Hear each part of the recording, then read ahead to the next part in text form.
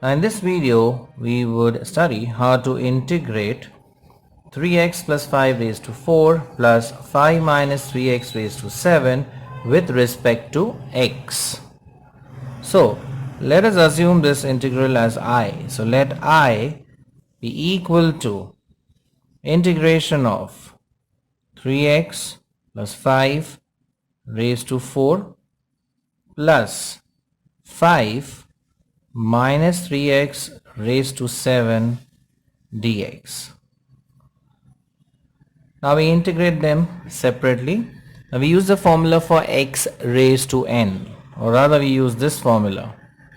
Integration of ax plus b raised to n dx is nothing but ax plus b raised to n plus 1 upon n plus 1 into coefficient of x, that is a plus c.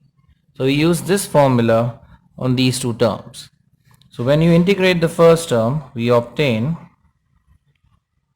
3x plus 5 raised to 4 plus 1 is 5 divided by 5, and you multiply this 5 by coefficient of x, that is 3.